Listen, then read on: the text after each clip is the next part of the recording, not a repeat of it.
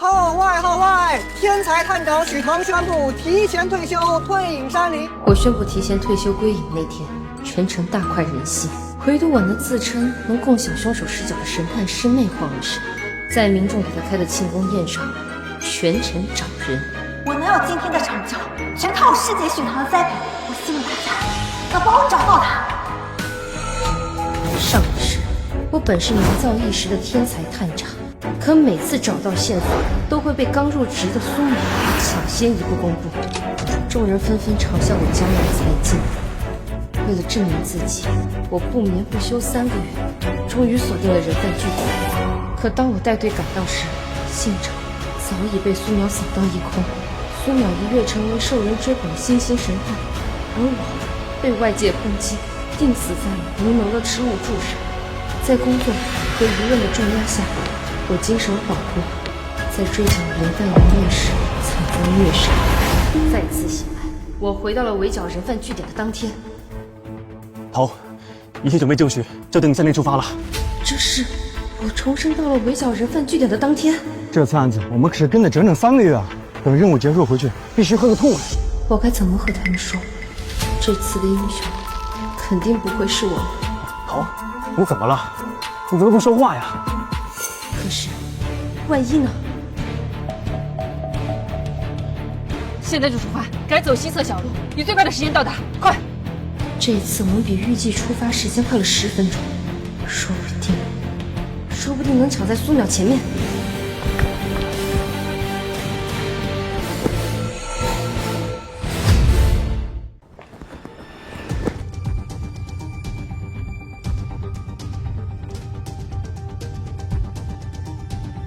血袋们怎么冲得这么猛？仓库里有敌人平定不少陷阱啊！别动，我站站。右侧敌方埋伏较多，我们从这绕过去，直捣黄龙，救出人质。果然这次还是晚了一步吗？部队他们怎么可能全部避开敌人布置的全部陷阱？是啊，还有罪犯可能埋伏的位置，也是我们提前标记过的。他们怎么全都知道？上一世也是这样。我们耗时了3个月锁定的窝点，被苏淼3天找到，还先我们一步进去解救了所有的孩子。因为你想重大抢到案子分给你们的，为什么你们3个月没有找到的地方，人家苏神探坚守后3天就找到了？你们是饭桶吗？这是一群无能的废物！如果不是你们，我孩子也不会受这么久的罪。你要怎么赔偿？哎，许队，你们太过分了！这3个月，我们许团长……其实我之所以能这么快破解案件，也多亏了我拥有与凶手共享视角的能力。我师姐没有这种能力，妈妈也是正常的。不过师姐，我之前看到你有带着队员在案件上打牌，这多多少少有点不妥吧？上，受过名利找你化作探长的初衷，身为你的老师，你太让我失望了。一时间，我百口莫辩，成为了众人口中的无能探长。我根本不信苏淼能共享犯罪视角，可我到死都没有想通，为什么苏淼总能先我一步说出我发现的线索，找到我锁定的凶手。既然有机会重来，这次我一定要搞清真相，绝不能重蹈覆辙。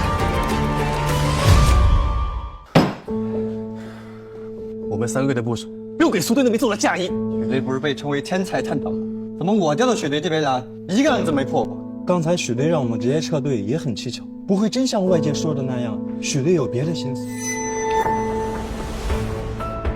苏淼和我同出师门，办案思路相似也情有可原，可是怎么会巧合到所有想法一模一样？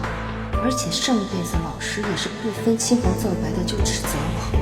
他受过名利找你化作探长的初衷，身为你的老师，你太让我失望了。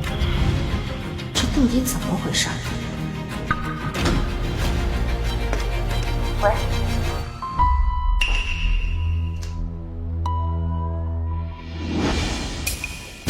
他也怀疑过这个路人，可是这个路人我是偶然遇见的呀，而且当时在场的也只有我一个人，他怎么会？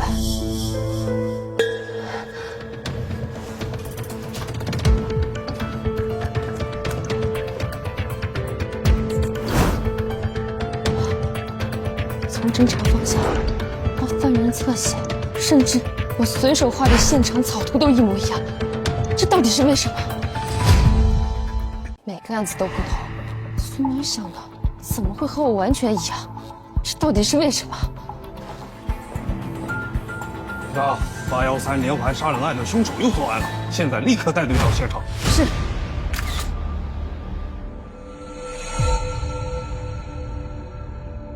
阿亮，麻烦你做下续集勘探。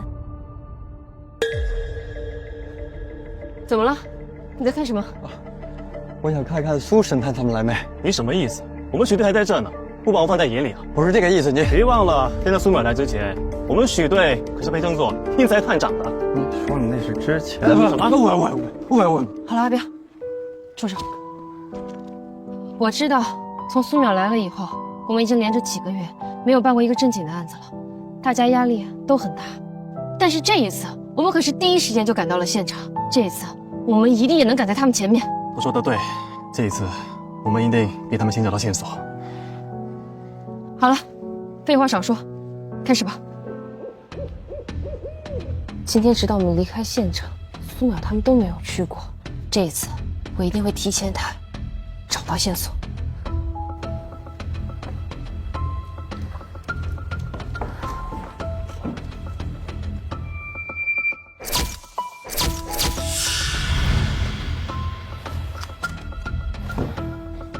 虽然不知道苏淼他是怎么做到的，但是为了以防万一，我还是小心一点好。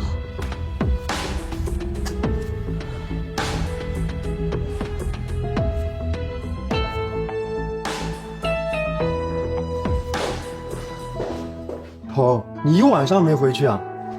我找到昨天那起案件凶手留下的线索了。真的吗？问题就出现在这次凶手用刀的手法上。你出来看一下。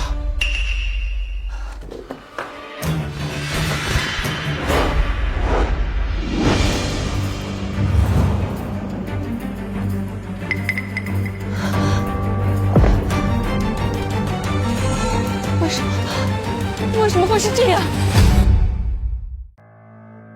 其实我拥有共享凶手视角的能力，这把锯齿刀就是我共享了凶手视角之后找到的线索，从而我们才能顺藤摸瓜抓到凶手。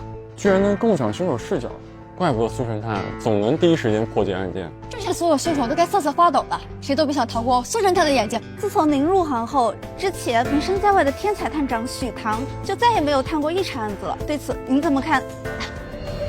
师姐她没有这种能力，破案慢也是正常的。但师姐一直以来都是我从业的引路人。引路人，这是什么意思？其实之前我们还在老师那学习的时候，师姐她就总是带一些棘手的案子过来跟我讨论。正是因为如此，所以我才能如此进步之快。那这样子说，许唐之前破的案子都是你在背后帮他的？有些话我不方便说，毕竟，我还是非常感谢我师姐许唐的。苏神探，你太傻了，快别感谢了，你绝对是被你师姐给利用了。苏神探，你真的太可怜了，用自己能力破了这么多的案子，结果却给别人做了嫁衣，我都替你抱不平。许唐简直太可恶了，这种人根本就不配当探长。许队，苏淼他们说的这些，难道是真的？难道你们也不相信我？你们看咱们许队写的这些，不是和苏淼说的一样吗？许唐，你现在立马和大家把情况说清楚，不然不仅警署受影响，你的前程全毁。走，快走。苏神探前几天才救了我们的孩子，这又破了连环杀人案，真是太厉害了。是的，不如我们给苏神探办一个庆功宴吧。庆功宴，好。好。大家不必如此，这都是我的职责。有些人啊，连职责都尽不到，我们不能让英雄寒了心。苏神探，这庆功宴啊，我们给你办定了。来。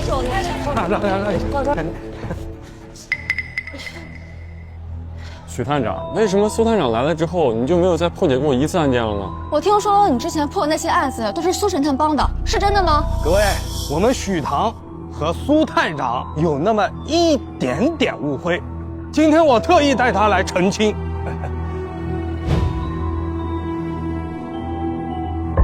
苏淼，你说我之前破的那些案子，都是你在背后帮我，那我想问问你，当年教堂杀人案中锁定凶手的关键证据是什么？教堂杀人案不是许唐的成名案吗？我记得这可是特级保密案件啊。是啊，当时我还想采访来着，结果什么信息都没有收集到。许唐，你这是干什么呀？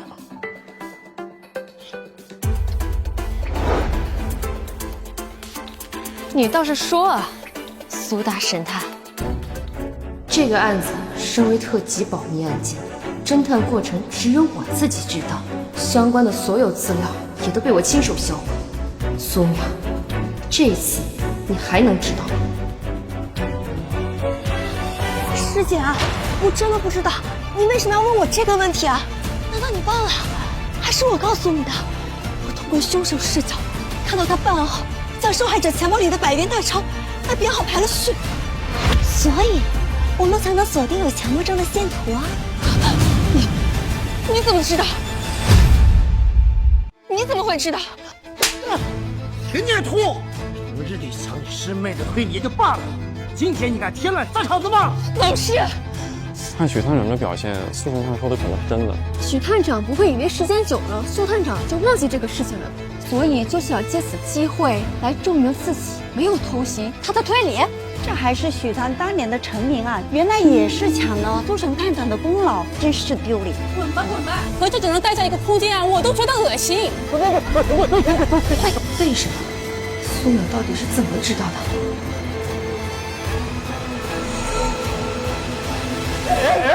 还动手啊！你好不为之吧你！铁巡长，哎，你也欺负我！铁巡长，大姐姐，有人让我把这个送给你。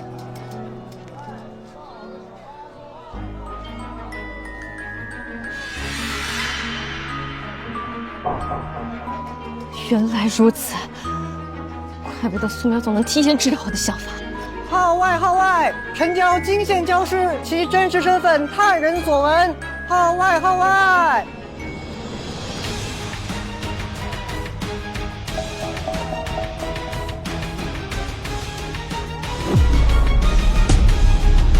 苏淼，从今天起，这个探长我不当了。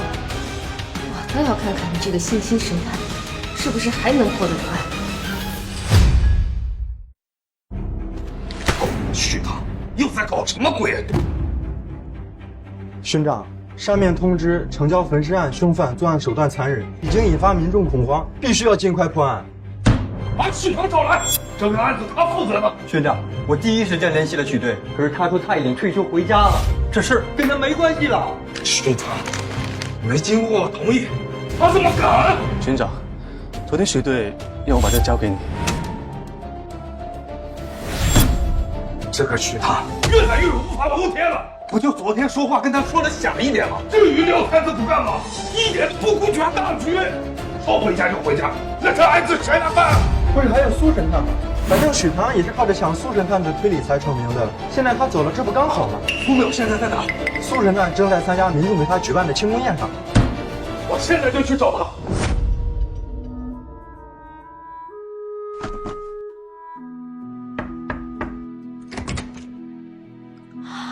妹妹，你终于想通回来了，太好了，以后就平平安安的过，好吗？好，来。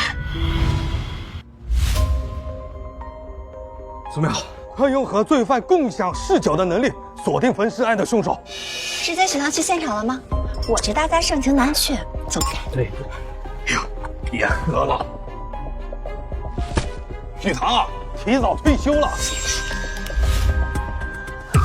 什么？许唐这个贱人，他怎么敢？我能有今天的成就，多亏了我师姐许唐的栽培，所以我希望大家能帮我找到他。师姐许唐一直都是我做探长的精神支柱，也是我的榜样。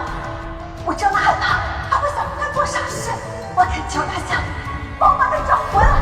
苏神探，你就是被他欺负太久了，他走了正好，以后就是你的时代了。是啊，他这种毒瘤走了，就是普天同庆的大好事啊！别吵了，苏神探，你赶紧跟着铁巡长去查焚尸案吧，我们期待你再次破获大案。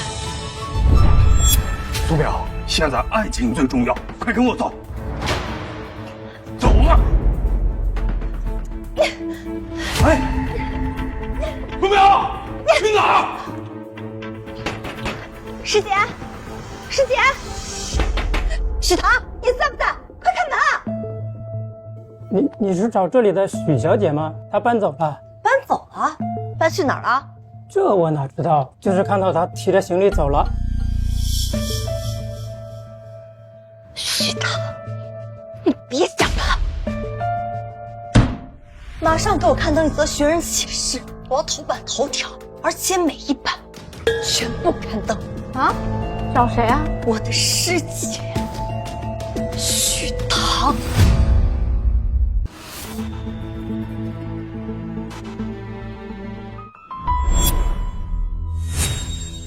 到底是谁在帮我？糖糖，这么晚了怎么还不睡呀？好容易不工作了，好好多休息休息。我一会儿就睡。那睡觉前记得把这杯牛奶喝了。好。哎，对了，你爸白天打电话，好像有什么事儿告诉你，你记得给他回个电话。好，好，早点睡。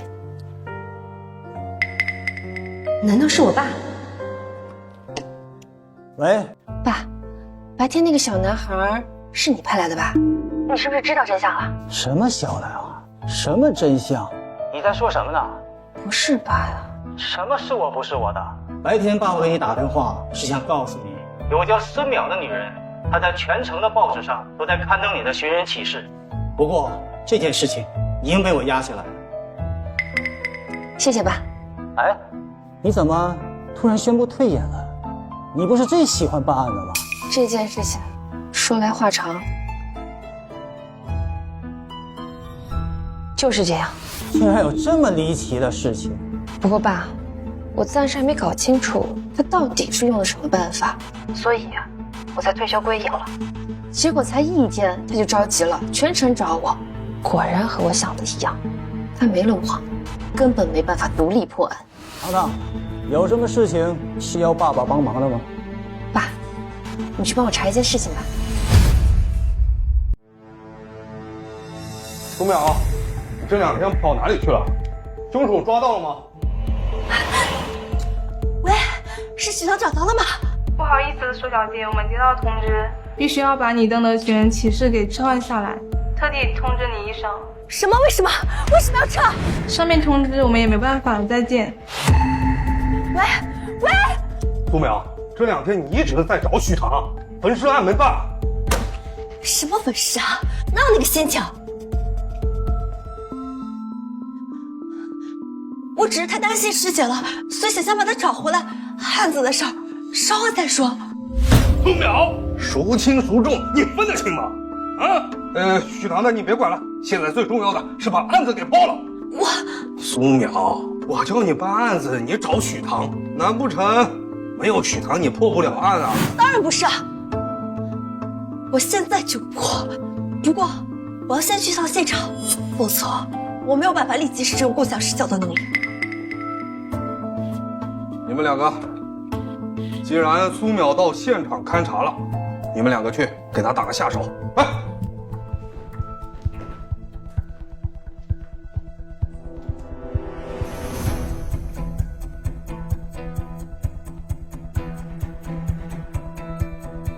苏淼，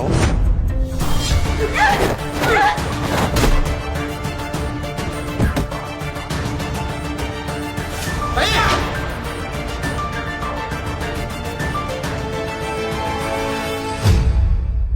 星星神探，亲涉险地，众生昏迷。苏淼，你这应对的招数，未免也太低级了。大小姐，车子已经安排好了，可以出门了。苏淼，苏淼，医生，苏淼情况怎么样？患者情况还算稳定，患者虽然头部受到创伤，但是其他身体体征一切正常，估计很快就能醒过来了。可案子不等人啊！这冯尸案弄得全城恐慌，上面尤其重视。这苏淼昏迷不醒，这可怎么办呢？要不再找找许队？我觉得这种时候，许队和内务会坐视不理的。你说的对，嘿嘿，我这就去找许唐。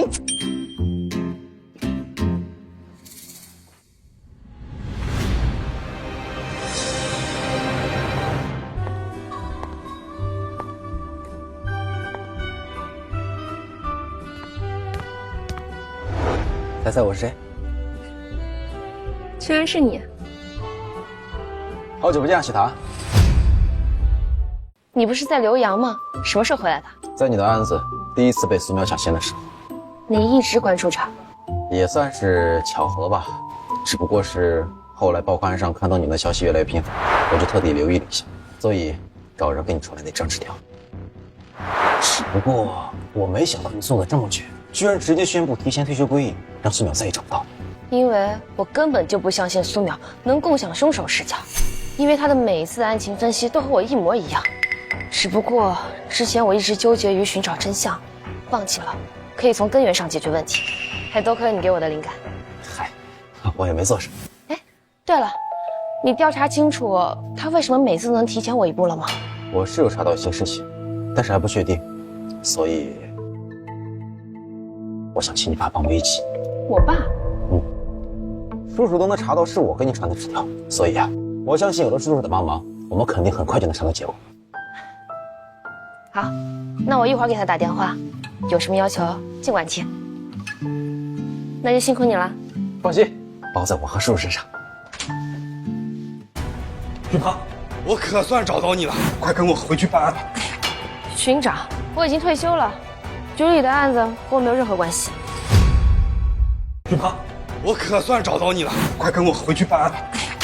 巡长，我已经退休了，局里的案子和我没有任何关系。你那么年轻，退什么休啊？哎呀，你都不知道，你不在这几天，局里都闹翻天了。我已经不做探长了，局里翻不翻天和我有什么关系？再说了，你们不是还有苏大神探吗？哎呀，别提了，苏淼到现场探看情况，被人打晕，到现在都没醒过来。在现场被打晕了？那凶手抓到了吗？没呢，现在断上焚尸案，2个案子压我头上，我压力大得很呐。哦，许唐，哦不，许大小姐，你一直是破案率最高的探长，无论外界怎么说你，我对你啊一直非常有信心。是吗？那当然是真的了。我知道之前的事让你伤心了，但这次啊，外界对这个案件啊非常重视，而我们压力也很大，局里需要你的帮助。局里需要我的帮助，我就要去啊！我被受害者家属说失职，被报界记者辱骂无能的时候，局里在哪儿？你又在哪儿？我在局里工作这么久，破获了这么多大案，大家都称我为天才探长。听说案子是我在破，就能安心的回家等待结果。就是，大家都夸你啊，是城市之光。城市之光，我看是警界耻辱吧。从苏淼来了以后，他每一次破案都抢在我前面，渐渐的，大家都说我是无能的庸警，就连我曾经帮助过的人，也会用最恶毒的语言来攻击我。苏淼能力出众，这也是不争的事实啊。能力出众，你知不知道，他苏淼离了我，根本没办法破案。你知不知道，他苏淼离了我，根本没办法破案。哎，徐唐，你这是什么意思啊？我每一次找到线索，他都会抢先我一步公布。我锁定的凶手，他也会提前抓到。那是苏淼，能和罪犯共享视角。你信吗？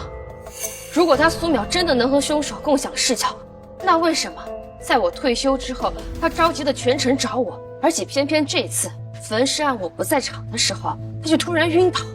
你觉得这一切真的只是巧合吗？你说的也有几分道理，可是算了，巡长，我也不逼你相信我了。现在最重要的就是焚尸案，这个案子我接了，你先回局里把焚尸案的相关资料整理出来吧，我一会儿就去现场推理，保证尽快抓到凶手。我现在就去。许唐，你确定要接手这个案子？苏淼到底怎么回事？我们还不确定，万一……我想了想，如果苏淼一直逃避办案的话，大家就会觉得他一直都是神探。刚才你也看到了，无论我怎么说，巡长就是不相信我。那我不如主动出击。话虽然是这样讲，但是……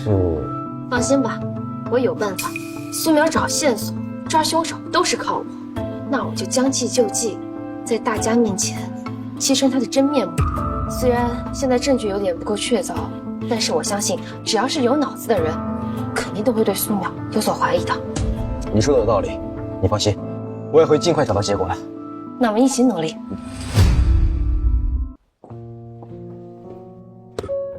这苏大神探真是惨，为了破个案，被人打成这个样子。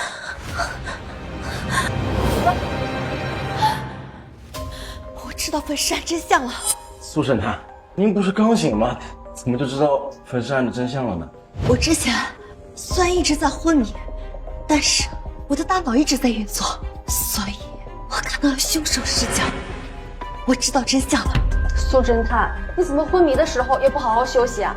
在我心目中，案子最重要，毕竟只有抓到了罪犯，你们才能心安。我的身体不算什么。苏神探，你真是当代最好的神探。你们放心，我一定不会辜负你们对我的期望。所以我现在马上去现场，我要当众破案，还死者一个公道。大功告成。许唐，你这是写的什么东西啊？这就是我的推理啊，我就是这么想的。学长，苏侦探醒了，他说他已经共享到凶手视角，知道凶手是谁了，现在正要去当众破案呢。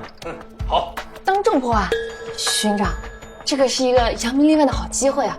巡长，我们马上通知记者，跟我们一起去案发现场，为咱们的苏大神探壮声威。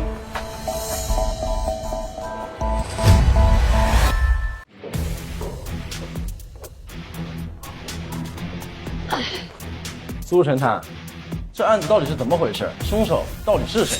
是啊，凶手杀人手法如此凶残，青天白日的杀人焚尸，实在是无视法纪。苏神探，你要把他给揪出来，让我们大家安心啊！大家安心，我已经共享了凶手视角，我现在就告诉大家真相。呀，师姐，你怎么了？这段时间你去哪儿了？我可担心死你了。你是在担心我，还是在担心你自己破不了案？师姐，你这话说的，我当然是担心你啊。徐探长，你什么意思啊？怎么一来说话就夹枪带棒的？就是啊，苏神探那可是带病在破案，你一个退休的无名探长，在这说什么风凉话？就是啊，就是够了。怎么说，许唐也破了不少案子，你们不敢诋毁他。苏淼，你快说你的。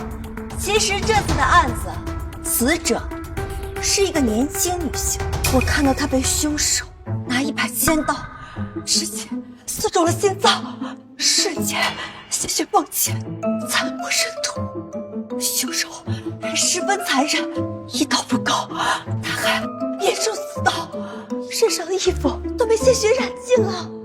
你能不能闭嘴呀？一刀不够，他还连中4刀，身上的衣服都被鲜血染尽了。你能不能闭嘴呀？让我闭嘴！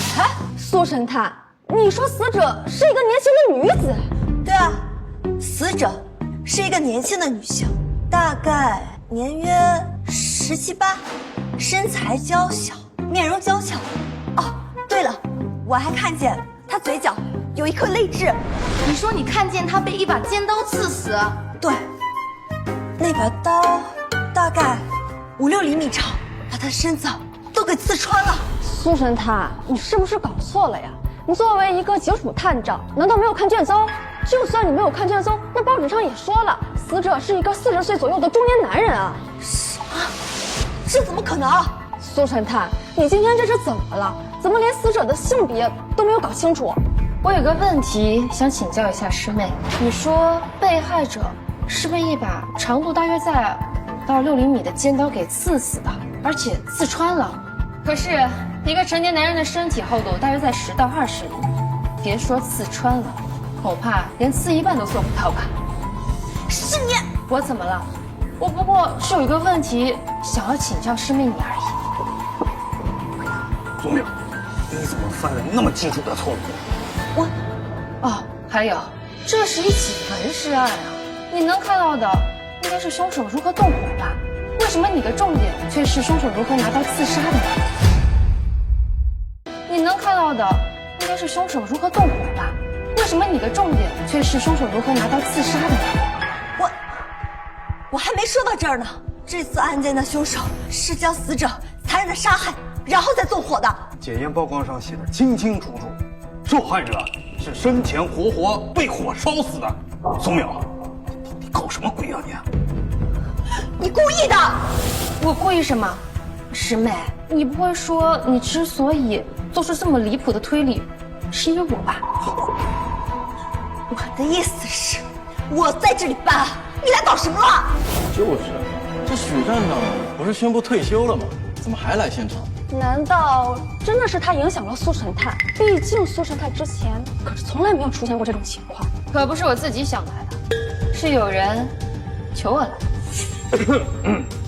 没错，是我请许唐过来破解焚尸案的。不过在我们来之前啊，许唐已经对焚尸案做出了推理。什么？更巧的是啊，苏淼刚刚所说的和许唐半个小时前在警署所写的推理是一模一样的。什么？这么离谱的推理过程，许探长，你不会也是那么想？完了，凶手这回是彻底抓不到了，天才探长和新兴神探都陨落了。虽然这个焚尸案的凶手我还没有分析出来，但是这个推理过程我是故意这样写的，因为我想借此告诉大家苏淼的真面目。我是故意这样写的，因为我想借此告诉大家苏淼的真面目。什么真面目？就是他苏淼离了我，根本破不了案。我是什么？就是许唐，你别太离谱了。这苏神探能破案，是因为他能共享这凶手的视角。许探长，你可就别往自己脸上贴金了。大家来看看吧，这是我半小时前在警署写的案情分析，是不是和刚刚苏淼所讲的每一句话的每一个字都一模一样？这真的一模一样哎！而且许唐说这是他半个小时之前就已经写好的，那也不可能是抄袭苏侦探。这到底是怎么回事啊？还不止这一次，上次人贩绑架案，我事后看到苏淼写的案情分析也和我的一模一样。还有后来的813大案，我刚找到线索，他就拿着那条线索破了案。你少危言耸听，每次破案我都在你前面，你拿出什么证据证明是我抄袭你啊？也是啊，这每次都是苏神探先一步找到线索，然后先一步破案呢。是啊，而且刚刚苏神探和许唐也没有任何接触啊。难道真的是个巧合？可是这一次，我可是比你先写出了案情分析。苏淼，你能告诉我为什么你还能说的和我一模一样？没错，这个是我亲眼所见的。苏淼，解释一下吧，到底是为什么？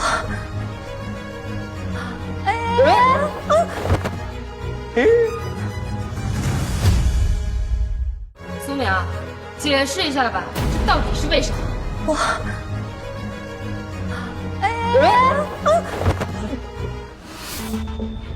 他怎么晕倒了？因为这样，他就能逃避我问的问题了。逃避？你是说他装晕了？不可能吧？这苏神探怎么可能会装晕呢？是不是装晕？试一下就知道了。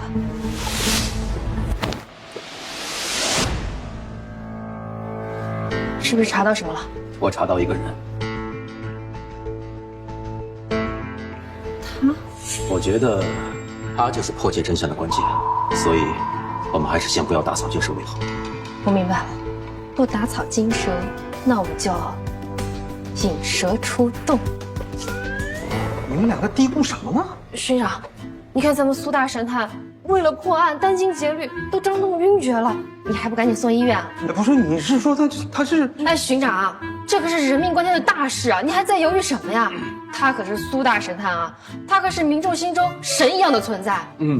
他要是有个好歹，大家的唾沫星子都能淹死你了。嘿，一个个都在搞什么幺蛾子啊？还杵这干嘛？赶紧把苏神探送医院呐！走！我们要见苏神探啊！要见一下的，都别在这里扎堆了啊！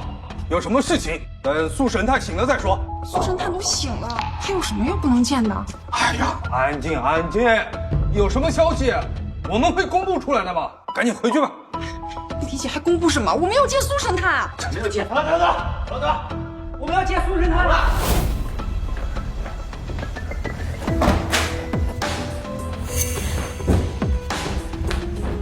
苏淼，没人都是傻的，你躲得了一时，躲不了一世。现在最重要的是抓紧时间把案子给破了，否则谁也救不了你。今天一定要找到徐棠，无论他躲哪里，一定要找到他。徐棠，你们两个到底搞什么鬼啊？钱巡长，我之前跟你说的事情，你现在该相信了吧？苏淼能力出众，这也是不争的事实啊。能力出众？你知不知道，他苏淼离了我，根本没办法破案。可是，他是怎么做到的呢？你们两个明明不在一个地方啊，他怎么做到跟你分析的一模一样？这个嘛，我暂时还没有调查清楚，所以需要您的帮忙。你说。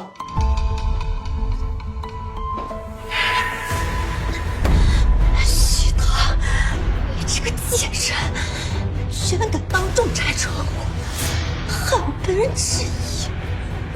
淼淼，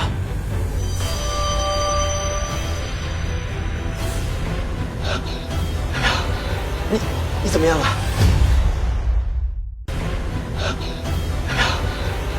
你怎么样了？老师啊，我没事。你说许棠是不是知道真相了？不应该呀，我们用的那个秘法，一般人都不会知道的。我想许棠应该是误打误撞。就算是误打误撞，他也让我差点报案，我绝对不能坐以待毙。那你想怎么办？苏淼，没人都是傻的，你躲得了一时，躲不了一世。现在最重要的是抓紧时间把案子给破了，否则谁也救不了你。我要抢在许棠前面，把焚尸案破了，只有这样，我才能挽回局面。那也得徐棠他正常破案才行啊。可是现在他怀疑你，他肯定不会轻易的破坏就范。那就看老师你的啦。我？你可是他的恩师啊。我之前当众指责他，他也不会听相信我的。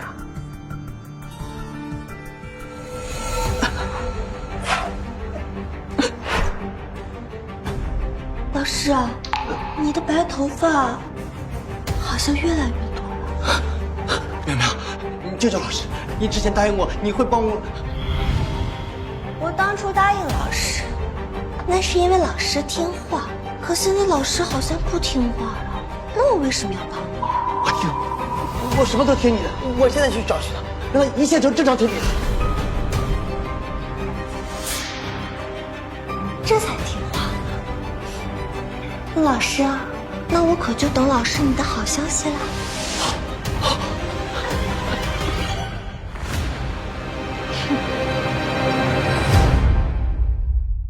糖糖，吴府那边调查到隔壁灵隐寺有东西能够破解真相，我会尽快把东西拿回来，帮你破解真相。一路顺风。等走了。秦县长，许棠呢？许棠在哪儿？你说许棠啊？哎，他心灰意冷，说要永远的离开这里。这会儿啊，应该在车站了。什么？这……哎呀，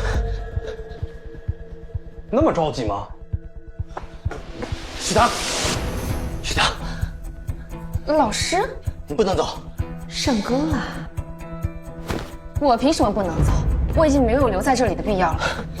许棠，老师对不起你，老师向你赔罪。这老师怎么给学生下跪？第一次接到老师给学生下跪，这学生不怕天打人吗？老师，你这是什么意思啊？你是我的得意门生，有什么话咱们不能好好说吗？我们两个已经没什么好说的了。你的得意门生是苏淼，我留在这里已经没有发挥的余地了。徐棠，我知道你一直在探究真相，如果你不离开，我会把真相告诉你。你为什么要帮我？这里不是说话的地方，我带你去个地方，我来告诉你原因。老师，这是我之前和师妹一起破解的案子，你这是……你有没有感觉，自从你师妹来了之后，发生了很多一系列奇怪的事情？老师，你也发现了，从苏淼来了以后，每次破案都能抢先我一步，而且最过分的就是他每一次的案情分析都和我一模一样。你俩都是我的学生，你两个什么样的能力别人不知道，我很清楚。苏淼她根本没有能力在你前面破案的。那既然老师知道，为什么要当众说是我剽窃他的推理？我做这一切都是为了演戏。演戏？我早就察觉这些事情不对劲，为了探查真相，我故意演戏来迷惑苏淼，以此博取她的信任。原来如此。经过我多方打探，我现在找到了一个绝佳的破解真相的办法。什么办法？那就是你把焚尸案给破解了。我现在找到了一个绝佳的破解真相的办法。什么办法？那就是你把焚尸案给破解了。破解焚尸案啊？为什么呀，老师？他每一次的案情分析都和我一模一样，这一次的焚尸案，我好不容易让他栽了个跟头。要是我再把焚尸案破解了，他肯定还是会和之前一样抢先我一步。不会的，这次老师帮你盯着他。糖糖，你相信老师，老师一直站在你这边的。糖糖，你是老师最看重的学生，难道你忘了你之前的梦想吗？我的梦想。老师，我以后一定会为每一个含冤而逝的生命找出真相，讨回公道。你说过，你会为了每一个受害人找出真相，讨回公道的，难道你都忘了吗？我当然没忘。没忘就好。现在当务之急就是把焚尸案给破解了，其他的老师帮你解决。只要你把焚尸案给破解了，其他的真相老师帮你找。好，那我现在就破案。男，姓，年约40。蠢货！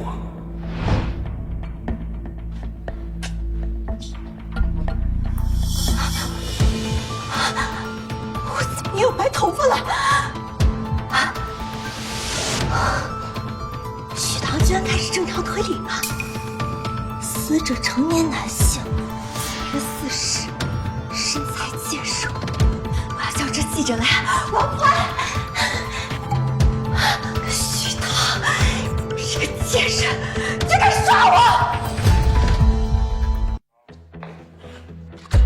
糖糖，你怎么不写了？不行，老师，我还是担心。你担心什么？之前苏淼每次案情分析都和我一模一样，每次都会抢先我一步破案。我已经吃过太多这样的亏了，我不想再为他做嫁衣了。不会的，老师答应你会盯着他的。你不要再犹豫了，赶快大胆的做呀！不是，我相信老师一定会帮我盯着苏淼的。可是我刚才的思路确实是卡住了，我再回去研究一下卷宗吧。这样吧，明天我一定破案。好。贱人，许棠，你个贱人！贱人！苗苗，时间长了，我说服许棠了。成个屁！许棠那个贱人根本就没有在推理，他肯定是在想办法搞我。不是，是因为许棠她思路卡住了，所以破不了案。她说她要回去研究一下卷宗，她给我保证了，明天一定破案。明天？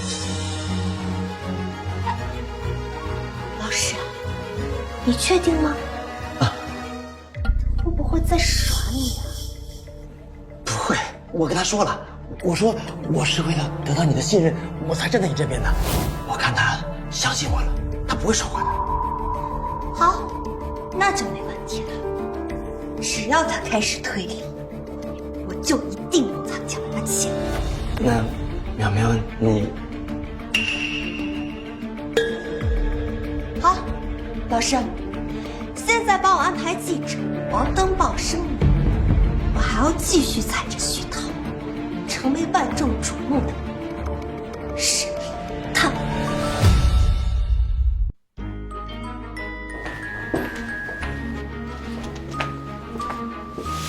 有现场办案了，这一天中午啊。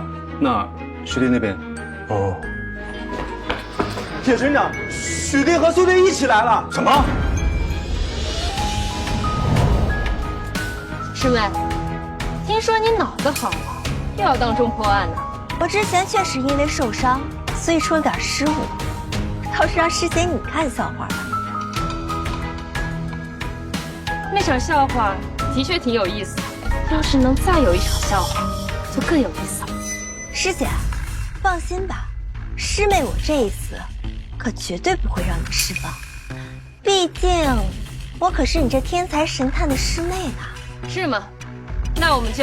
大姐姐，给你。这什么啊？让我看看。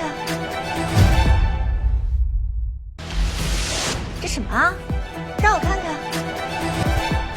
还给我。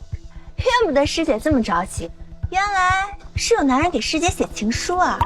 要我说，师姐，你早点回家结婚生孩子得了，神探这条路注定只能我来走了。苏淼，看来你是胜券在握了呀。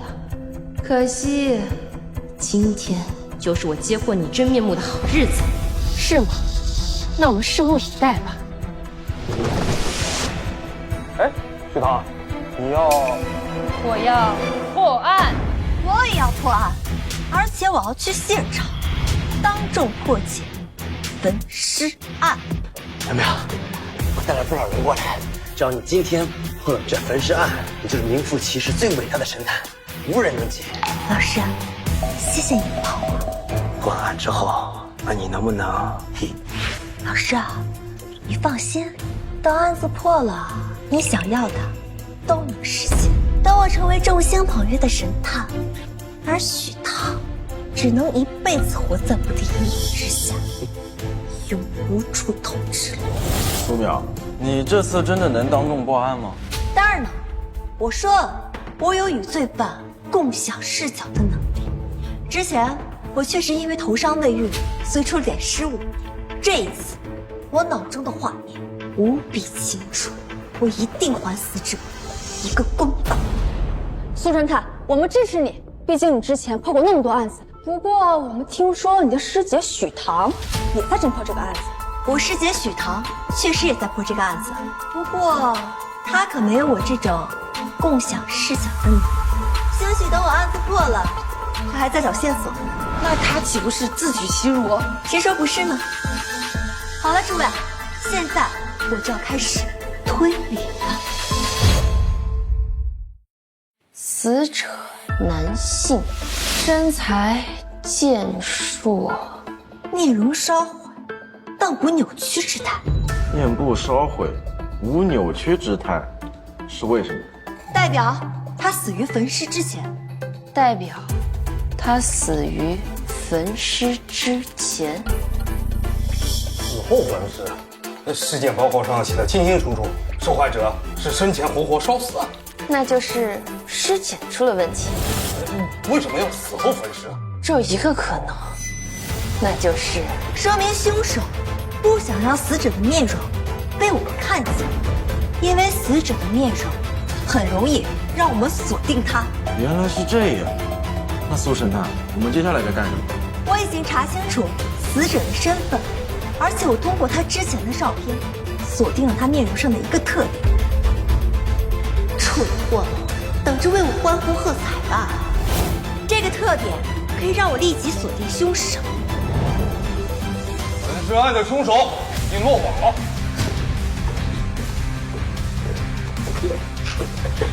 怎么可能？我还没说出凶手的身份，怎么可能就落网？许唐提前破解了案情，凶手我们已经抓起来了。不可能，他怎么可能比我们快？苏淼，你抢了我这么多案子，如今也该还。苏淼，你抢了我这么多案子，如今也该还。抢案子？许探长，你说的什么意思啊？许神探说了，苏侦探之前就抄袭他的推理，难道苏侦探之前破的案子真的有什么猫腻？许唐，你胡说什么啊？还你什么？我可什么都不欠你。再说了，这一次明明是你先抢的我的案子。我怎么抢你的案子了？我在这里当众推理凶手，马上就要抓到凶手，结果你提前把人抓了。你不是抢我案子是什么？苏淼，你脑子真的好了吗？你知道自己在说什么吗？怎么心虚了？行，那按照你的说法，之前的那些案子我每次都推理到最后一步，就差抓到凶手，但你次次都抢在我前面抓住凶手，那是不是也可以说是你抢了我的案子？按照这个逻辑来说，确实是这样吧？那不一样，而且我有证据，证明是许唐，你剽窃了我的。什么证据？我敢说，你的推理过程跟我一模一样，分毫不差。你敢拿出你的推理给大家看看吗？苏淼，许唐提前破解了案件，抓到了凶手，你现在胡搅蛮缠，有意义吗？死者男性，身材健硕，面如烧毁，但无扭曲之态，代表他这真的一模一样。死于烧尸之前，这怎么可能？这怎么可能？怎么了？他这个表现，不就是发现了他的推理和我完全不一样？怎么可能？他刚才念的不是……好个信啊！这到底是怎么回事？不一样真的不一样。这句划到的，我记得苏侦探他说了，许唐当时对着我们警署全体队员写的案件分析，写到这里，突然说错了，直接告诉我们罪犯的名字，我们把凶手给抓起来了。巡长，我这句推理写错了，但是我已经锁定了凶手，可以直接去抓人了。就是故意的。你刚才说我剽窃了你的推理，但是现在这个情况来看，应该是你偷了我的推理才对，不然怎么连我划掉的那句话都一模一样？对呀，人家写出来错的，他都一字不差的说出来了。最后人家没写凶手的名字，难怪他也就不知道凶手是谁了。这到底是怎么回事？我感觉我这脑子都转不过来了。是啊，苏淼，我要亲手把你从神坛上拉下来，让你也尝尝众叛亲离的感觉。苏淼，我要亲手把你从神坛上拉下来，让你也尝尝众叛亲离的感觉。老师，你可以说许唐是假的，对不对？你可以替我作证。没错，老师一直都相信你的。老师，你……老师一直都是站在我这边的。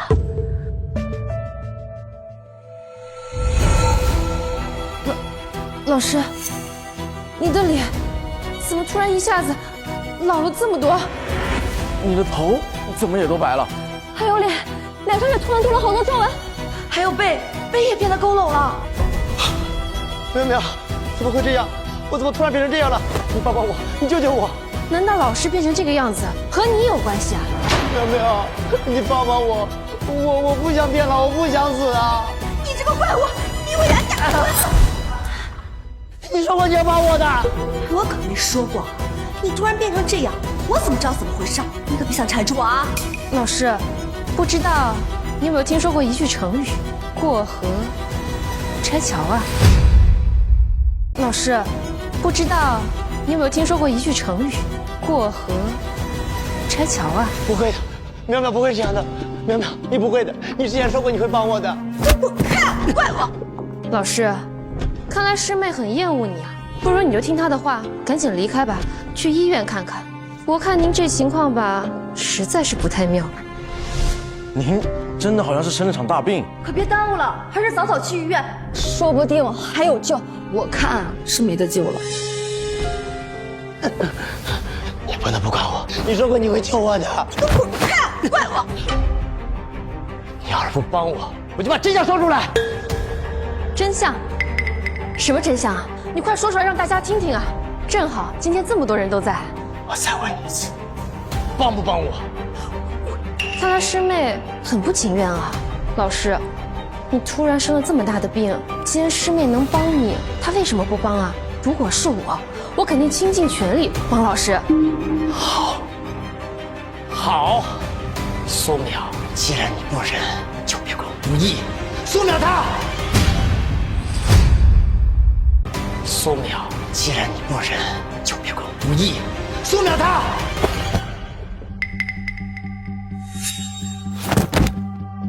老师，我刚才说的都是假的，都不是真的，你们不要相信我，我脑子里不清楚，一直说了一些奇怪的话，你们不要相信。师姐啊，老师身体一向就不好，你还这么故意刺激老师，你对老师也太不尊重了吧？没错，徐涛，你太无耻了！你看我跟你师妹师徒情深，你挑拨我们俩之间的关系。老师，不要叫我老师，我没你这个学生。之前脑子不清楚，受你的挑拨，我现在脑子清醒得很，我不会再找你的道的。这又是闹哪一出啊？这沈老先生可是学术界的泰斗，怎么今天表现得如此奇怪呢？谁说不是呢？今天这师徒三人怎么回事？我说沈老师，全场看得清清楚楚，就你自己一个人在唱独角戏，一会儿要苏淼帮忙，一会儿说出真相，跟许唐有关系吗？铁巡长，你身为警署巡长，做事要公正，别以为许唐在你们警署有职位，你就偏袒他。你别胡说八道，我是就事论事而已。唐导，你要的东西整好了。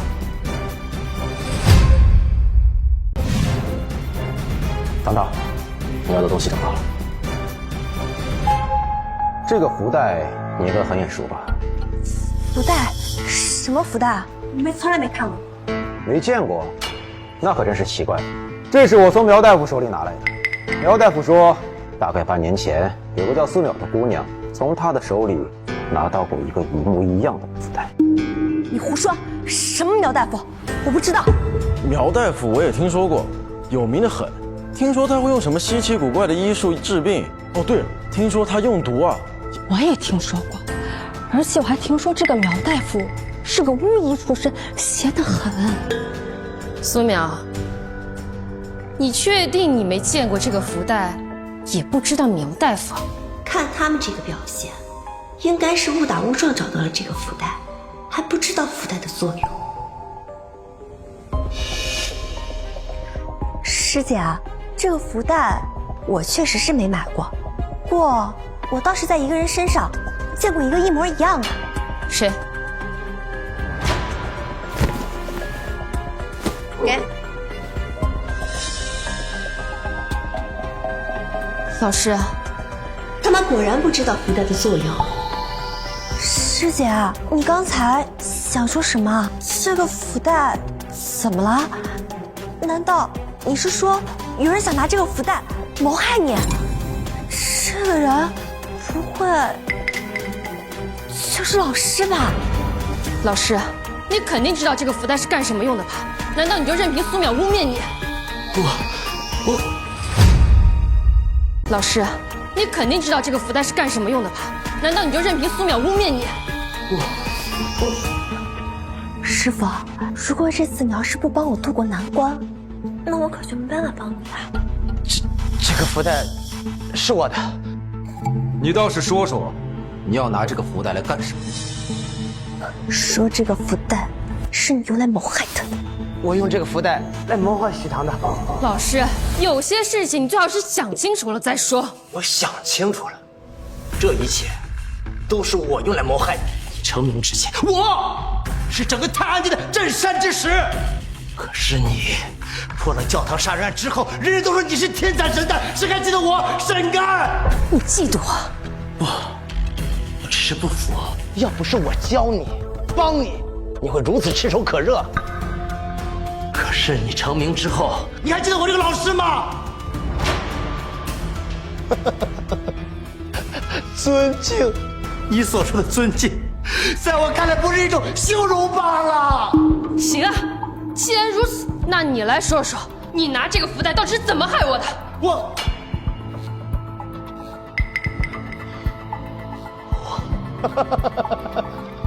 我为什么要告诉你啊？我让你一辈子都难以理解、难以解释，让你一辈子寝食难安。老师，原来你这么憎恨师姐啊！我憎恨她，我想毁了她。我本来就要成功了，可是现在完了！东西虽然找到了，但是寺庙不承认，石安又死命在我身上了，只怕还是没有办法当即的拆穿他。铁巡长，我要报案，沈安谋害我师姐，应该把他抓起来。铁巡长，我要报案，沈安谋害我师姐，应该把他抓起来。沈安，你认罪吗？我就是要弄死他，我要毁了他，让他成为过街老鼠，人人喊打。既然你认罪，那我就叫人把你抓起来。来人！徐腾，我要毁了你，让你不得好死，等着吧！师姐，我早就发现这沈安有问题。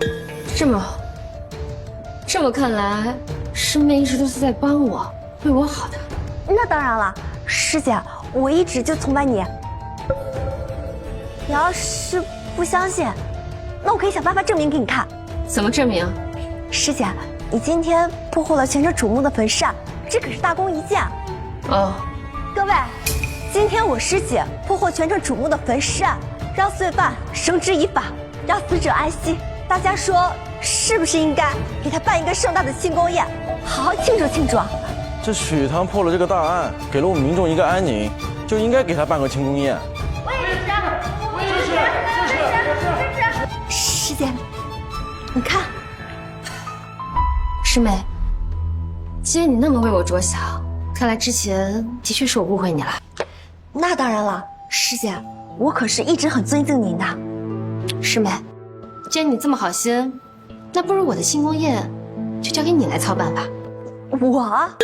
怎么，不乐意啊？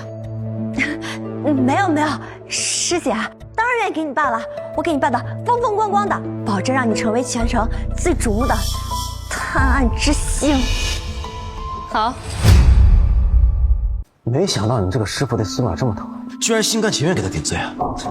疼啊，我可不这么觉得。与其说是心甘情愿的顶罪，不如说是被迫无奈。你什么意思啊？你注意到我老师白天的表现了吗？我怎么突然变成这样了？你帮帮我，你救救我！我老师发生异样之后，他第一时间是去找苏淼求助，那就证明他们之间有不可告人的交易，而这个交易肯定跟他的性命相关，不然他不会这么慌乱，甚至甘愿替他顶罪。可是我们手里的线索就只有那个福袋。那我们就从那个福袋下手。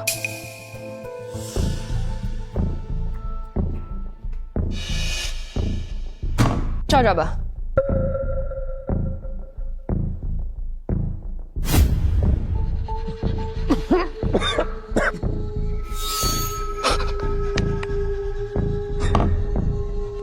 沈安，我调查过了，你的身体是从半年前开始变差的，而且更巧合的是，苏淼也是从半年前开始抢我的案子，在探案界崭露头角的。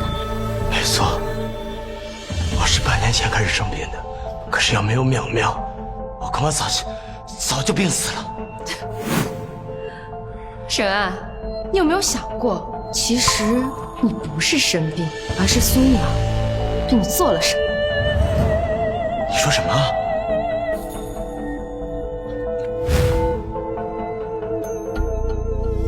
其实这个福袋是苏淼给你的吧？不是用来害我的，而是用来救你的。其实这个福袋是苏淼给你的吧？不是用来害我的，而是用来救你的。看老师这副表现，我应该没有猜错。我不知道你在说些什么。老师，你的身体状况你自己最清楚了。你好好想想，如果苏淼真的是在救你，你的身体怎么会一天比一天更差呢？如果你真的想活命，不如和我合作。你能救我？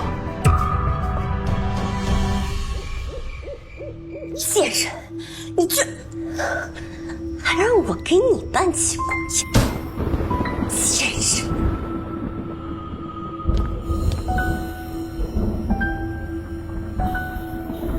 老师，你怎么在这儿？你不是应该在监狱吗？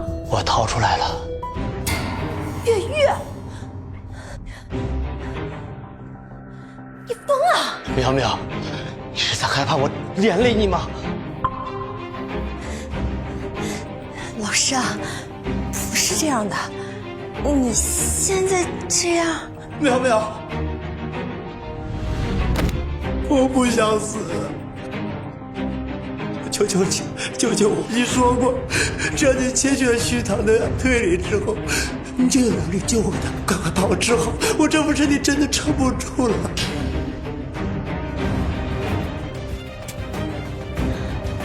老师啊，原本是这样的，但现在案子也破了，许棠也不再推理了，就是想救你，我也有心无力啊。你怎么知道他不推理了？他现在洗清他的名声，回归了探案界。你们清楚，结案那么多的案例，现在铁林一定让他抓紧时间推理破案的。你快看看，这倒也是没有可能。那我……淼淼，淼淼，我真的不行了，我求求你了，你抓紧时间开始吧。看在你这么可怜的份上，那我就试一试吧。行，我答应你。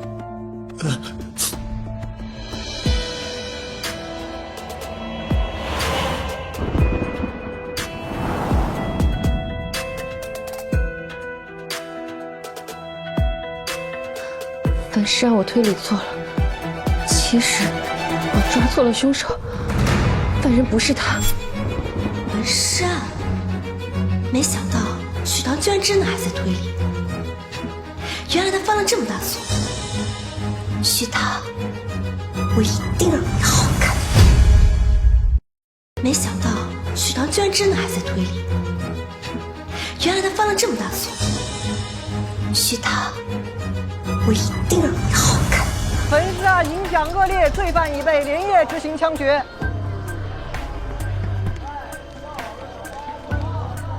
文师啊，居然联合司令部一起。许棠，看来你还真是着急销毁证据。我一定不会让你得逞。走。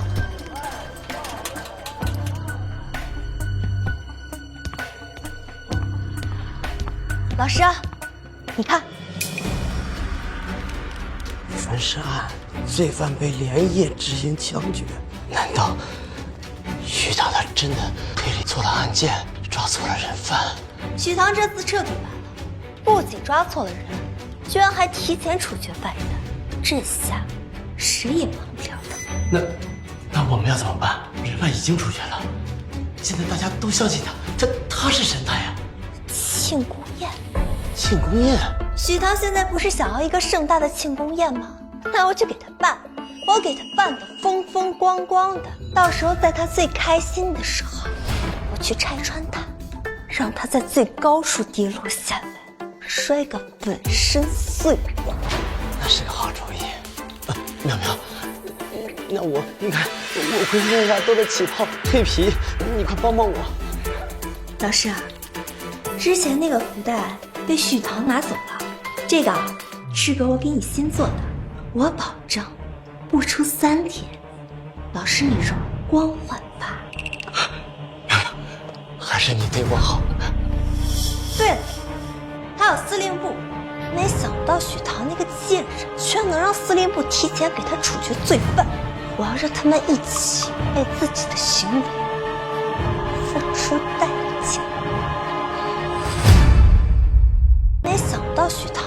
贱人居然能让司令部提前给他处决罪犯，我要让他们一起为自己的行为付出代价。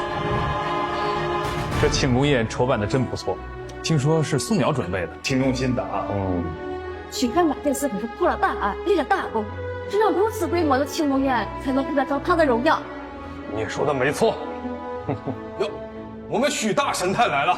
许探长不愧是天才探长啊，能在这么短的时间内破获大案，还我们一个安宁，不愧是我们的城市之光啊！许探长，请。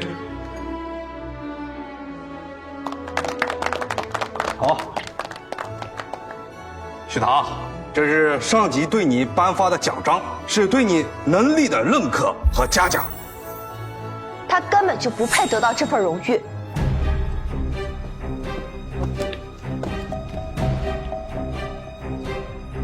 我不配吗？当然不配。各位，焚尸案的凶手抓错了人。哇，凶手错了。我听说犯人都已经被枪毙了。我也记得，好像听说那个犯人还是提前枪毙的。没错，一般来说，罪犯是不可能被提前枪决的。许堂之所以这么做，就是怕有人发现了真相，损害他的名声，所以想要来个死无对证。许堂之所以这么做，就是怕有人发现了真相，损害他的名声，所以想要来个死无对证。可是我看报纸上说，许探长是因为怕这个案件影响恶劣，所以才和司令部加速进程的，为了安抚民心，减少影响。这也没有啥问题啊。没问题，什么案子影响不恶劣？可为什么只有焚尸案的凶手刚被抓住就被枪决？这分明是许堂在杀人灭口。苏淼，案子可不是你红口白牙几句话就能定性的。你说了这么多，证据呢？没有什么证据证明许堂办错了案，抓错了人。苏淼，我知道你没有破解案件，心情不好，但你也不要如此捣乱了。我记得这次庆功宴是苏淼主动承接下来的。我当然有证据。那你倒是拿出来啊！证据就在你的笔记本上，你拿出来，大家一看便知。你说的是那个笔记本吗？就是这个。这个笔记本可一直都放在我家书房里，而我家的书房外人是肯定进不去的。你是为什么能知道上面的内容呢？许堂，你少往你自己脸上贴金。你一个穷鬼，家里有没有书房另说，还说的你家书房跟什么要紧的地方一样。司令府的书房，你说要不要紧？你一个穷鬼，家里有没有书房另说，还说的你家书房跟什么要紧的地方一样。司令府的书房，你说要不要紧？什么？司令府？你家书房跟司令府有什么关系啊？许堂，你该不会说你家是司令府吧？我就是这个意思。这个笔记本可一直都在我家书房里，外人是不可能知道这个笔记本上的内容的。但是你苏淼却十分了解上面的内容，你要不要解释一下这是为什么呀？解什么解释啊？许堂，你少在这儿打岔，还司令府？你以为你是司令千金啊？也不是没有这个可能。呸！许堂，你就是看在司令没有在这儿，所以才咱司令来压人。你没想到吧？我马上就能揭开你这副丑陋的嘴脸。什么？我知道，你一直都想隐藏你抓错人的事实，逼司令，还让司令提前给你处决罪犯。我今天来的时候，特意给司令写了一封检举信，揭穿你的真面目。你就等着司令来了，好好惩罚你吧。司令教训我？你开什么玩笑？我才没开玩笑，我可听说了。司令是一个非常公正严明的人，他的眼里绝对容不下你这种卑鄙龌龊、草菅人命的小人。我是什么样的人，司令可比你清楚罢了。许堂，我看你就装吧，等司令来了，你就完蛋。来了。我是什么样的人，司令可比你清楚罢了。许堂，我看你就装吧，等司令来了，你就完蛋。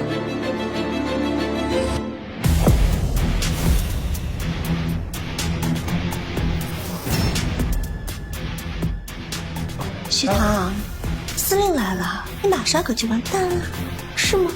不见棺材不落泪，我马上就要背不起来。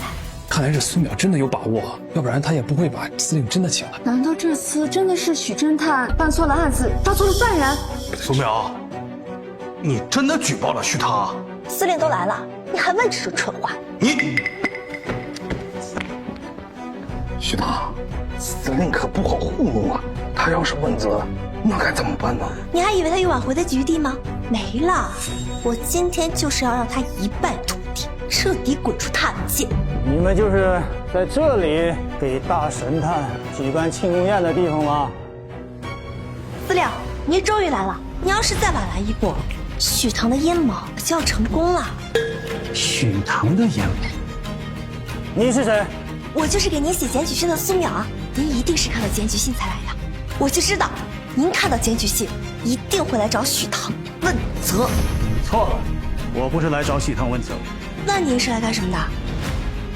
我来啊，是本司令听说有人在这里敢欺辱我的掌上明珠。我来啊，是本司令听说有人在这里敢欺辱我的掌上明珠。什么？看出来，就是你敢欺负我的宝贝女儿。司令，我什么时候欺辱过您的女儿？你刚才口口声声地说糖糖怎么样怎么样，怎么到现在你又不敢承认了吗？我什么时候？您说的女儿该不会是……没错。爸，就这点小事，干嘛亲自来一趟？女儿，这可不是小事情。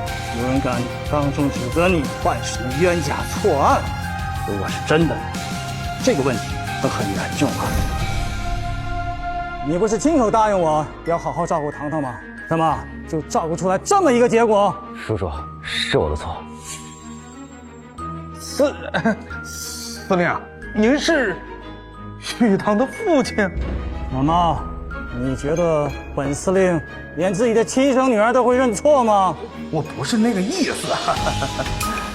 许唐，你怎么不早点告诉我呀？这不重要。什么？这还不重要？你们竟然是父女吧？没错。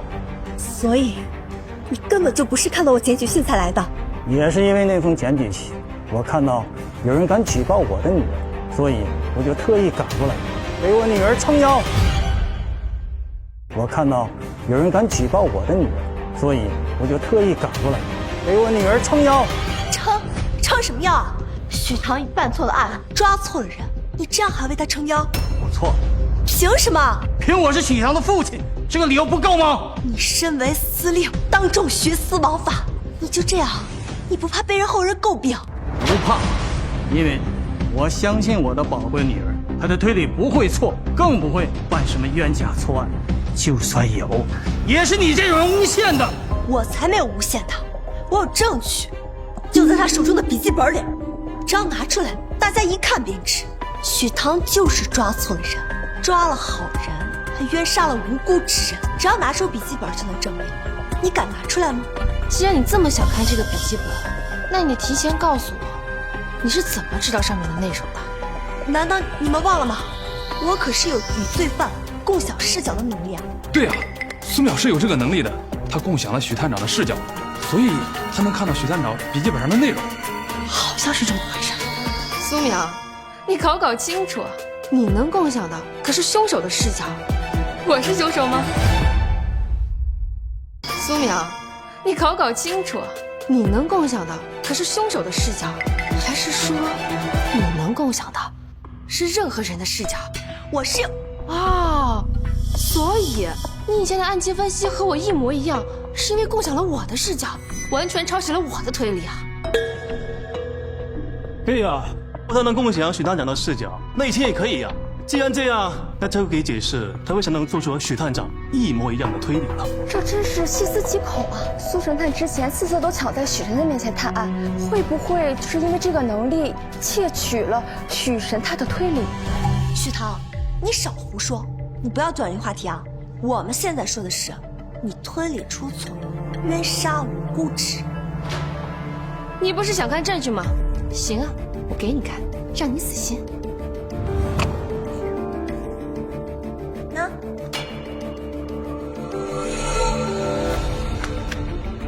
不是的，这是假的，这是假的。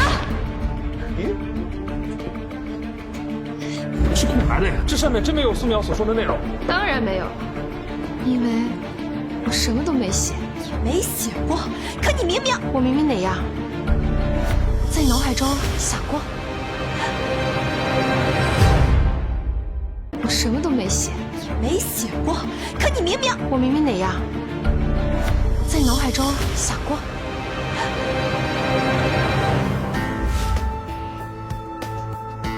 你给我找这种写完字迹就能消失的笔，效果真不错啊。当然，苏淼只要想拆穿你，他肯定会拿这个笔记本当证据。可到时候，他只会看到空白一片。那么，忘了，我们就能证明他窃取的不只是我写出来的案情分析，而是……不错。到那时候，只要他想证明你的推断是错的，那么他就必须承认他到底做了什么。我很期待。苏淼，你这么笃定我的推理错了，是因为你构想的不是我笔记本上的案情分析，而是我脑海中所想的东西啊。啥？共享别人脑子里的东西，那岂不是只要别人想什么，他就第一时间知道了？比如许探长的案件分析，只要许探长想到什么，苏淼就能第一时间知道，然后抢在许探长的面前破案。这也太可怕了吧！没有，你闭嘴！你少胡说八道，没有这样的事情。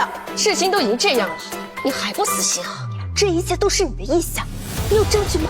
你凭什么说我能盗取你脑中的臆想就是真的？想要证据？好，来人，把他带上。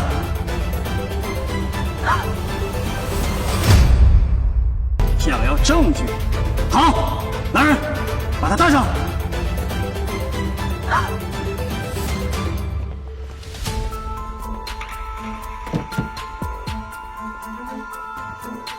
这是谁呀？怎么老成这个样子？看着要快入土了。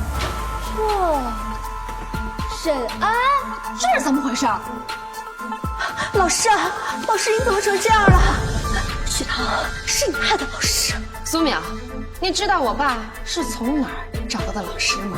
我哪知道？这个人是我从新华弄441号房间找到的。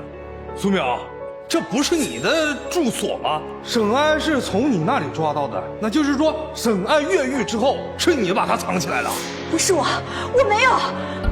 再说了，我这几天都在忙着筹备庆功宴的事儿，我没见过他。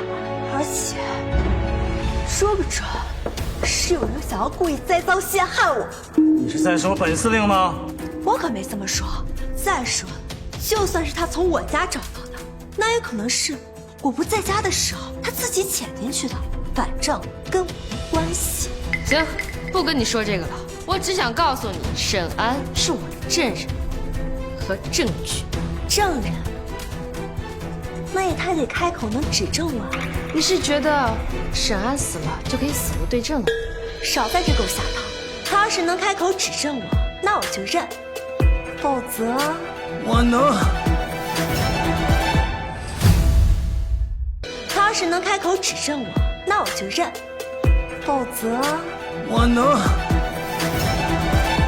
苏淼，你就……老师，我看你现在情况很不好，我觉得你还是应该安静点。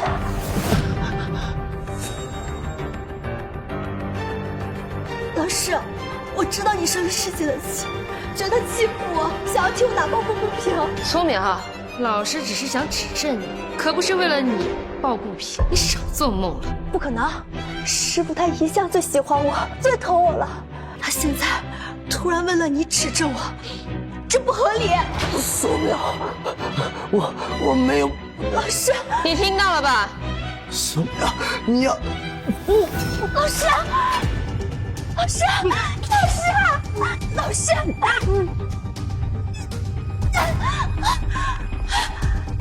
沈老师，老师，老师没气息了。老师。师死了？老师死了，你这么高兴干什么？老师死了？老师死了，你这么高兴干什么？你少污蔑我！老师是我的恩师，只有因为老师，才有如今的我。我怎么可能会高兴？你当然会高兴了，因为老师死了，你就可以死无对证。你说的，好像是我害死老师一样，可大家都看见了，老师是自己气绝身亡的，跟我无关啊。是吗？当然是。你们看看，我手上还有老师吐的鲜血，要真是我干的，我肯定躲得远远的呀！大家请看，这是沈安的身体检查表，上面写的清清楚楚，他的身体是从半年前开始突然恶化。沈安是我和苏淼的老师，但其实他也就才45岁。可是大家看看，他现在看起来像几岁？沈安才45岁，看他这个样子，比我那80、90岁的爷爷都老啊！是啊，我太公公今年90多，比他精神多了。徐探长，沈安为何会这样？正常人也不会这么急速的衰老啊。是啊，正常人是不会这么快速的衰老的，但是人为可以。正常人是不会这么快速的衰老的，但是人为可以。为？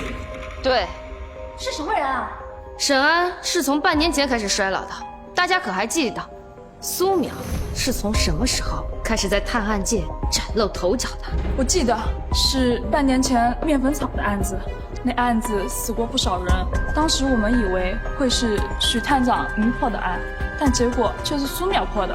不错，面粉厂的案子，我不眠不休3天3夜才找到了线索。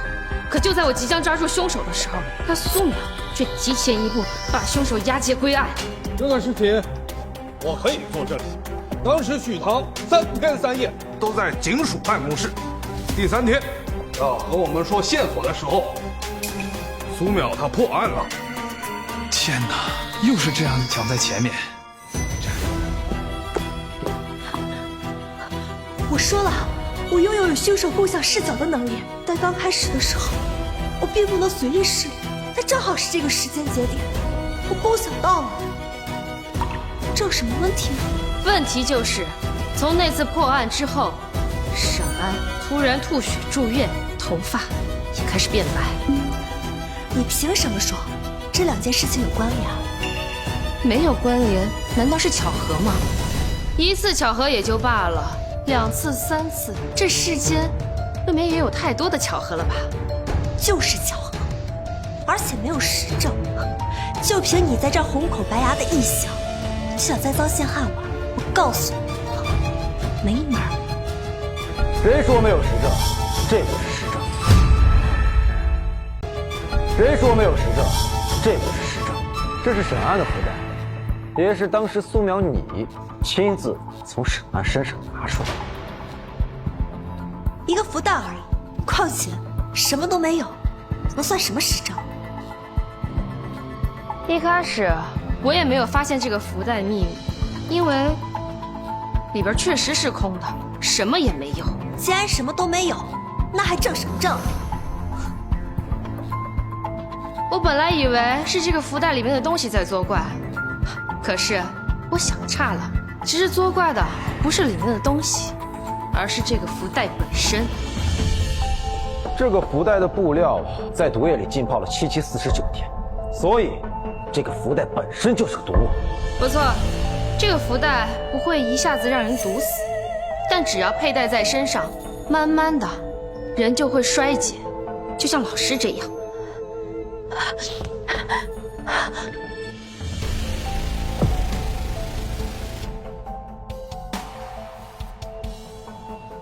沈安吐血身亡，就是因为不久前，你又给了他一个更毒的福袋。你凭什么说这福袋是我给沈安的？况且，你不说老师帮我吗？那老师帮我为什么要害死他？因为你窃取了我的成果，成就了自己的荣耀，这样的事情只要没人说出去，你就会容光不现；但只要暴露了，就会万劫不复。而沈安作为这件事情的知情者，你自然不会让他玩太久。而沈安作为这件事情的知情者，你自然不会让他玩太久。你少在这胡说！说了这么多，没有证据吗？把证据拿出来！没有证据，少在这污蔑我！你不就是觉得沈安死了，死人不能言，你就可以死无对证了？反正没有证据，我是绝对不会认罪的。哼，你以为我们在调查出这么多东西之前，不会提前做准备吗？这什么？你身为探长，不知道这是认罪书吗？谁的？当然是老师的了。他在越狱前就已经写好了认罪书。要救我，只要把你知道的都写下来，我就能帮你。写下来？对，写一份认罪书，把你知道的、做过的全写下，然后摁上手印。你确定能救我？我确定。所以你们早就合伙起来了，所以他来找我也是。没错，从他去找你的那一刻起，你就已经踏入了我挖好的坑。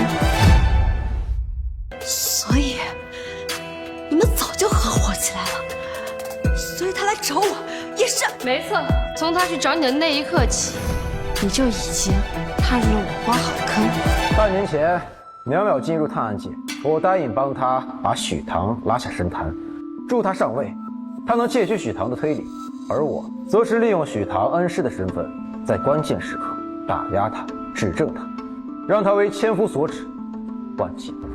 天哪，这果然是真的！这苏淼果然能窃取许唐的推理啊！我之所以答应淼淼干这件事情，是因为我的身体情况突然变得很糟糕，医生也找不出原因。而淼淼说她可以救我，她给了我一个福袋，我佩戴上之后，身体确实略有好转。从此，我就十分相信淼淼。你胡说！你胡说！这都不是真的。于是，从面粉厂案、水平饭店案，再到人贩案，淼淼都能提前悉知许唐的推理，而我也在许唐意识到不对，找淼淼对峙的时候，上去指责他，甚至证明许唐以前也是盗取苏淼的推理，把他彻底钉死在耻辱柱上。天哪，我都知道这些事情，当时我还以为是沈安对许探长的无能和无理痛彻心疾呢。谁不是呢？现在想想，我真该死啊！混账东西，竟然敢这样设计我的女儿！我也没想到啊，之前我们都误会了许唐。哎，真是的，都是胡说，这都不是真的。况且许安已经死了，这认罪书没准是许唐用来栽赃陷害我的。你不就是觉得沈安死了，你就可以继续嘴硬？但如果沈安还活着呢？你不就是觉得沈安死了，你就可以继续嘴硬？但如果沈安还活着呢？沈安他没死，不可能，沈安他死得透透的了。苏淼，我还有一口气，我让你失望了啊！所以刚刚一直都是在演戏。不对，你明明一直带着那个福袋。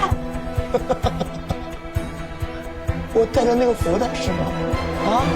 老师，这个是我们从苗大夫那里得到的，可以减缓你身体器官的衰减。那。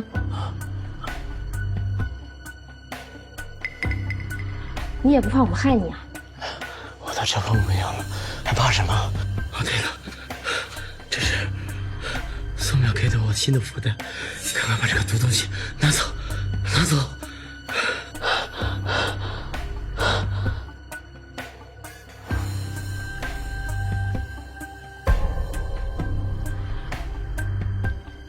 为了防止苏淼起疑，你拿着这个吧。放心吧，没毒。原来是这样，你们心机也太深了。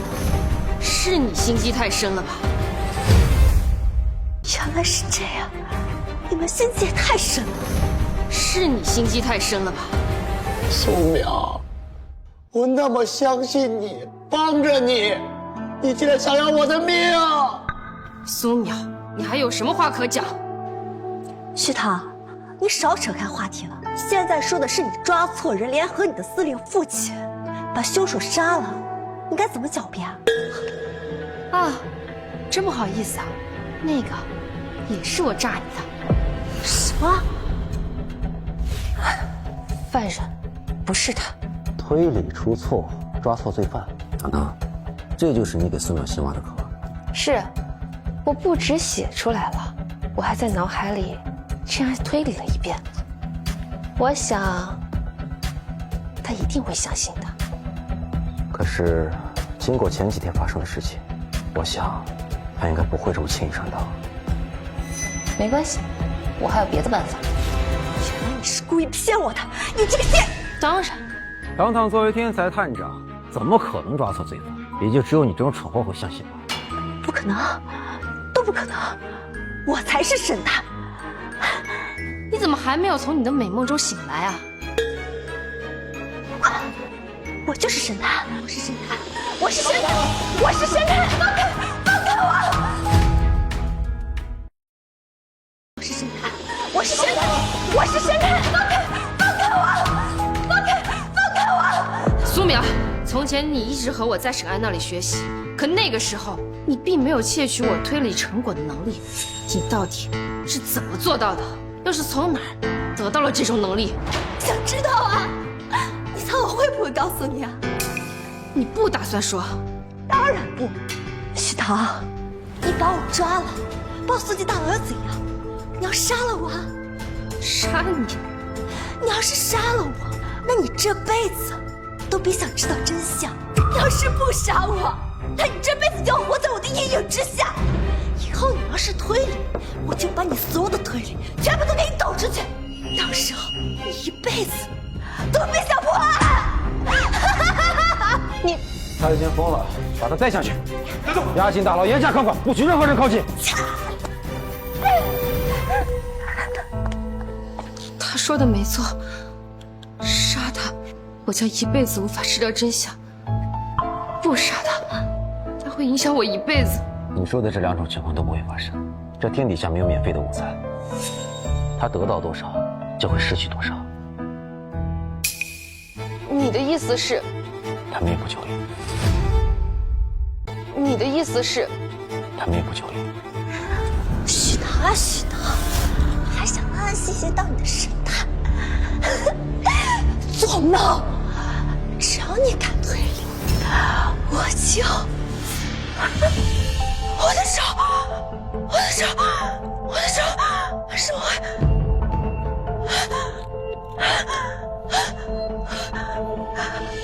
还有白头发。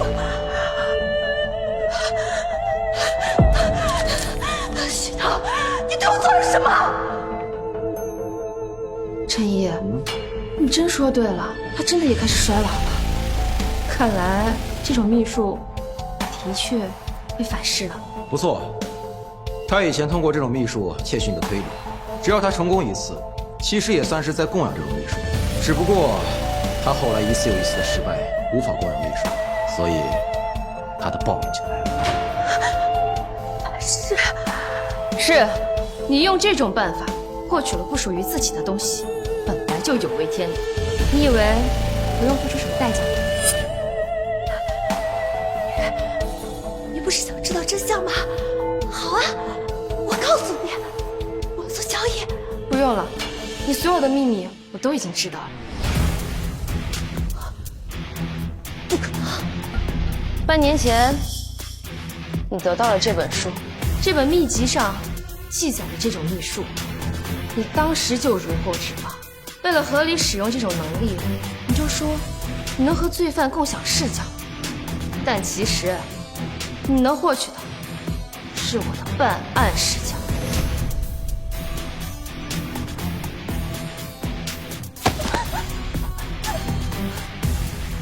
苏淼，你已经被反噬了，天道好轮回，你得到多少就会付出多少，你就在这儿慢慢享受属于你的报应。要走，不要走！许棠，回来！你个贱人！一定会超过你，成为最有名的神探。